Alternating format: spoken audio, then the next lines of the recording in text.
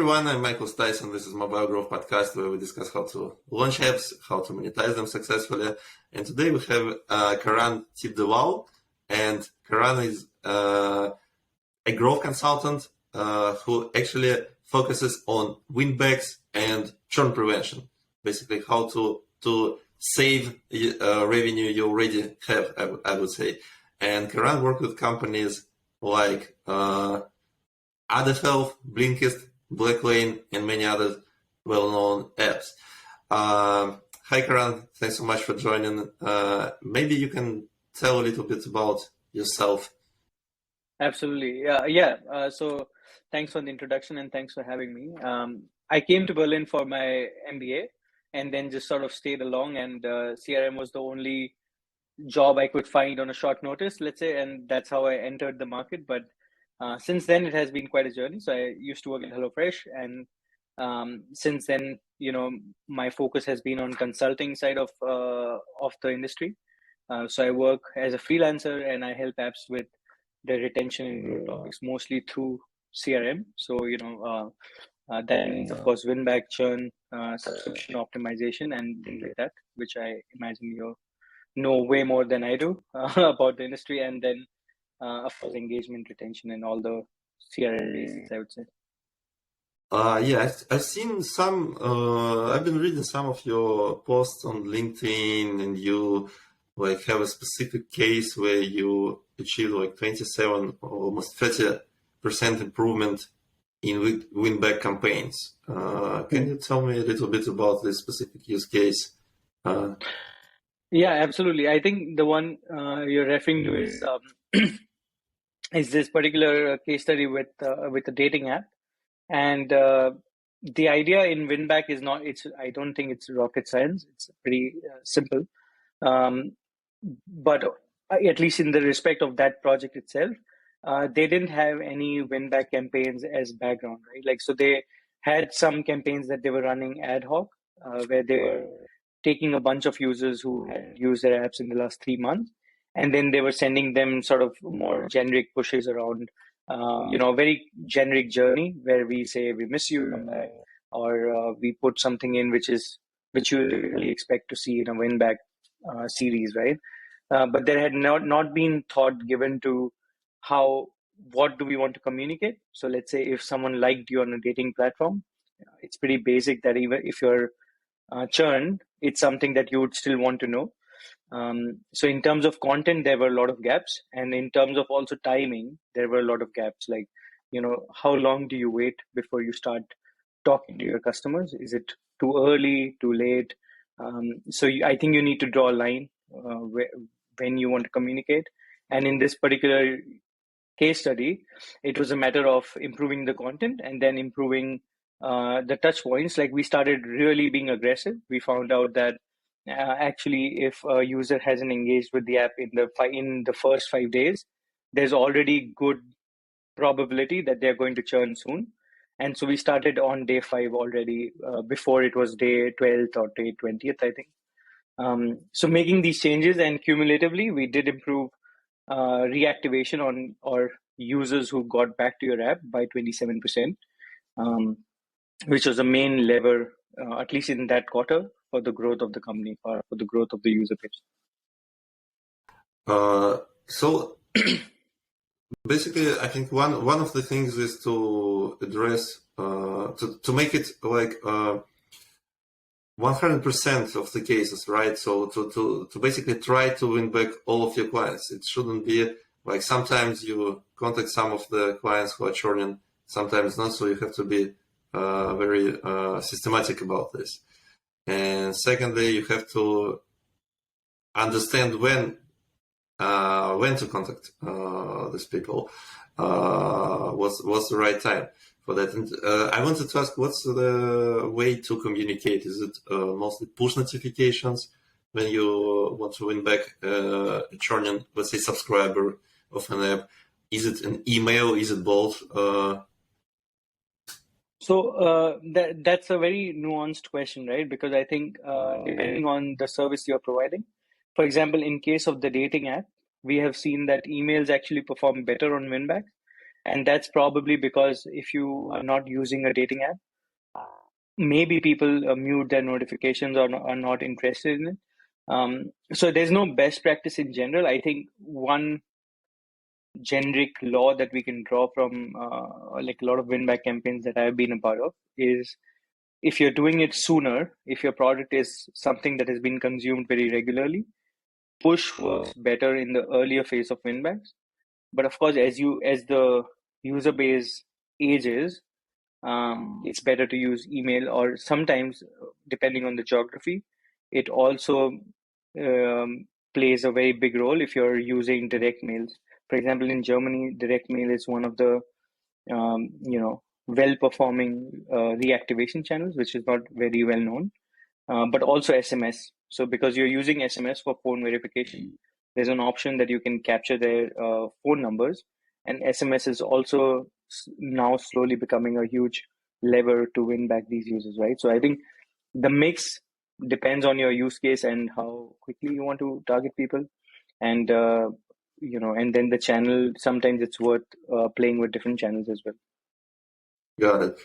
We have actually in conversion, we do have some instruments for that, and we noticed that push notifications definitely work better when it's very close to actual. In case of subscriptions, in case of retaining subscriptions, it's best to trigger push notification immediately when a user cancels a subscription or cancels a free trial.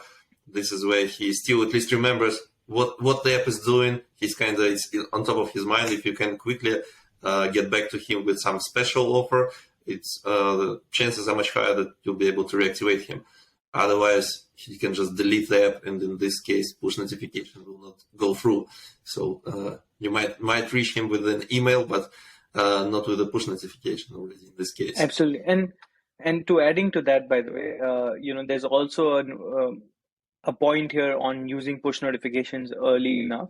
Like I think for winback specifically, it's good that if you're relevant in your entire CRM strategy, but we all know like that's not possible sometimes, right? Like you just want to send out stuff. And one thing that is very relevant for winback campaigns specifically and for push channel is that you have to make it a very action oriented click. So I think like if you send them, we miss you, come back. Let's take an example of Duolingo, right? Like if I mean, that's a very good use case to take. But what they do is they don't send you generic pushes. Of course, they have their sunset campaign, which was very famous and viral, and that helped. But now, if you look at their campaigns, they are very action oriented, and they say within 5 minutes, get back into the routine of your language. So they're setting an expectation right there. Instead of which, if they were saying something like, "Oh, we are very sad to see you go. Please come and resume," I think it's very generic. They could still win back a lot of users. So typically, the quick win is to do it rather than not do any push campaigns. But I think if you're at a stage of Duolingo or if you're an app that is already doing well, it's important to make it very relevant and very action oriented, especially when you're using push. Yeah, and let's talk about this exactly. So, what should be the message? What you should try to offer a client with when you are doing win-back campaigns? So, typically, it really depends. For Duolingo, as I mentioned, you can make it action oriented. But let's take an app, for example, which doesn't have this direct, need. So let's take a SoundCloud, for example, or Spotify. Now, if you've been listening to Spotify and if you've been a user for some time, and if you stopped using their app for 30 days and they wanted to get you back, it's not like they can tell you it's going to take 5 minutes to start partying. So, start using the app or start listening to music. And it's very hard to time when do you want to listen to music. This data is very easily available for Spotify, right? Like I can easily see how long it has been since you, like what is your average time of interaction with me? Yeah. Morning, afternoon, evening. And the way I would brainstorm, let's say if Spotify was my client, would be to say, okay, let's say we know that Michael has been listening to the songs in afternoon. Probably like the biggest use case for him is going to be work music. So maybe for me, a good strategy is to target all the Michaels, like everyone who has an afternoon use case, with a playlist that focuses on work mode, focus mode, and recommend a playlist and say this focus mode playlist is what you need for today's working session. I'm not a copywriter, so I suck at this, but I think this is the way I would think about making it more relevant. And then if you have some data points, for example, Spotify could use, let's say I am still not using Spotify, and it's been 6 months since I have not used Spotify. I think in that case, you almost know that I've gone. I have lost the use case that I used to have, but I would still play on a push notification, which is taking me back to my first liked song, for example, and play on the nostalgia, right? I could say, this is the song that you heard most times on Spotify. Like, you want to bring back the memories. I mean, I don't think this would work, but this is like the best attempt that I would go for if you've lost someone for 6 months. Yeah. I think it's a good idea actually. Yeah. So what you're saying is to segment the audience and find most relevant content for this audience to try them get back, get engaged, and get back on that. I think you also have some case study on ClassPass cancellation flow. Maybe you can share a little bit about that. Yeah. So that is a completely different part of win back and churn, because what we are talking is very tactical. And then ClassPass was something that I, was a funnel that I went through, and I thought it was one of the best designed funnels. On my LinkedIn post, I have also ClassPass, and then I think Elevate Labs and an app called Fabulous. And I think these are the best 3 apps that have a super well-built downgrade flow or cancellation flow. So what do I mean by that is, when you are canceling your subscription, a typical journey for most apps right now is, and I hope you agree, is basically you cancel. Maybe they ask you for a survey, like, why are you canceling? Price too high, don't feel the need. Same questionnaire, and then you submit, and then you actually don't even know if they're reading it, and for example, if you've chosen price too high, do you get any email after 2 months playing exactly on that factor? The answer probably is no. So, so that's the typical flow. And some apps don't even ask for this. Like, some apps just let you cancel and make it hard. So some apps may even make you call their customer care to cancel, which is even shittier if you think about it.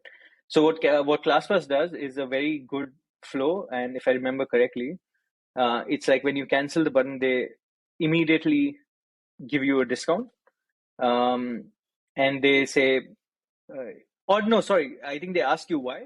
And then if you select the price option, they send you to a screen where they are asking you, okay, can we make it worth it by providing you a discount or giving you free 10 credits? And at that point, they've already made a decision that if you are a churner, it's in my profit to give you 15 euros worth of credit. So instead of sending a win back campaign 2 months down the line where only you get 2% conversion rate, they know what they're comfortable with and they give it away.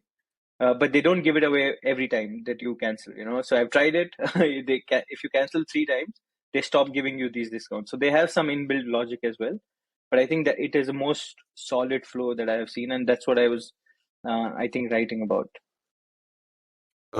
Yeah, in case of subscription apps with native iOS subscriptions and Google Play, in general, you can't actually prevent cancellation, and it's not in control of a developer or a marketer. So the users just navigate to App Store and cancel the subscription, and the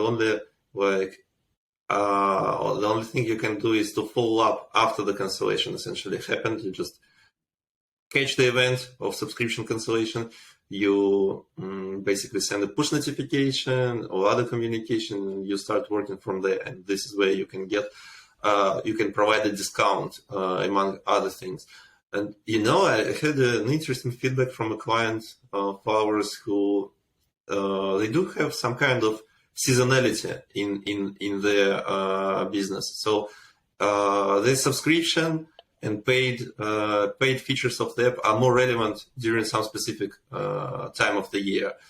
And they're very hesitant in using discounts in like winback because they think that this might actually hurt their like reactivation, natural reactivation, let's say, because it's kind of seasonal. So people do cancel, let's say, in autumn, but they get back next spring, even without any additional discounts. And if you start sending them discounts, like assuming that they have churned, they will take the discount, and you eventually are hurting your revenue. So you have to figure out somehow how to distinguish between these types of cancellations. That's such a good point, because also, like, if you think of it, I remember, like, if you look at any dating app, I'm sure you will see like this huge spike on Friday and Saturday evenings, and then it kind of dwindles down. Now, if someone has canceled on any period of time or whatever, if you have a win-back flow, I would imagine that Friday and Saturday is the worst time to give away discounts unless they are very far away in their being churned. For example, if I'm a recent churner, maybe you don't want to give me an offer this Friday itself. But if I have churned long back, and let's say if I'm coming back after 2 months, maybe it's the best way to get me to premium again, because I've come with a very specific need and I want to be quick about finding new people. So I think yeah. What's wrong with Friday and Saturday? I wasn't aware about like any patterns there. So typically Fridays and Saturdays for any dating apps is the spike in their usage and in subscription, the time when they convert the best, right? And so that's what I meant. Like, if I'm a recent churner, maybe it's okay to let me pay the full price to not hurt your revenues when the need is so high that you can't sort of, you can't be giving away 50% off. Got it. So it's kind of if you do know what the seasonality for your app looks like, or if even there is this weekly patterns, you should just avoid giving discounts when it's your like main time for renewals, activations, and stuff like that. Exactly. Got it. Do you have maybe any I don't know benchmarks on winback stuff? How much revenue can you in general expect? Let's say you're running a subscription app, you don't have any winback strategy, you don't do anything to prevent people from churn or reactivation. How much revenue uplift can you expect if you start working with this? So I would say this also depends on like which industry you're in, and of course a lot of things. But at least what I can say is from my experience, whenever there's this control group which is churning at a rate, and then there's a control win back rate, which is of course your natural progression. Over that, if you start doing anything with CRM, I think you can gain up. I have seen 40 to 200% of an uplift from control groups. And this is in terms of revenue from resubs, right? Which is insane if you're doing nothing, right? And I think as soon as you have that affinity with the product teams, where you can start making some product funnel changes, this could be even higher. So 40% to 200% is reactivation increase. Those who are getting back. Exactly. If you start complementing things with CRM after they're gone. Got it. Any thoughts on CRM, like what to use? I mean, I can say a couple of words about conversion ourselves. We kind of help our clients with that to see every transaction of every user and have accurate data on this, and actually trigger, let's say, push notification to a user, or we do have integration with MailChimp to trigger an email to a user. But maybe you have some like recommended CRMs or some tools that you personally prefer. So I personally prefer tools like, for example, Atrible, Braze, Lean, not Leanplum now, CleverTap. So these are tools which are more sort of made for apps and for apps in-app channel. So I think I prefer those apps over, let's say, the types of tools like Salesforce, for instance, which is more geared towards B2B or email, let's say. So I think that's my personal preference. But in terms of selecting a tool, I think it's not always like, okay, we need new in-app channels, so let's go there. I think it's also depending on the size of the team, the structure of the team. Like I sometimes consult folks on the tool selection process, and what I often see is that you have some needs where the team doesn't have a data team who is helping the CRM team, so they have high expectations of the analytics part of the tool as well, and they want to see or have this visibility on how things are performing down the funnel. Whereas some teams have very strong data teams, almost so much so that they don't want any reporting to come out of this tool, and they want their data warehouse to be the source of truth for everything that they're seeing. So I think it's kind of a mix depending on what you are looking for, and then the type of channels you're looking for. What's your sort of main channel?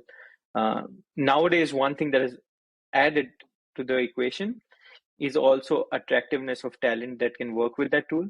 So, like initially with email, I think one good thing was that if you knew email, you knew email on all platforms. Like you could code, you could do whatever you want. I think with app channels, it's becoming a bit trickier to maintain that consistency. If you know a particular tool very well, it's harder to shift, let's say, to another tool and do the same channel on another tool, because there are a lot of differences between these tools as well.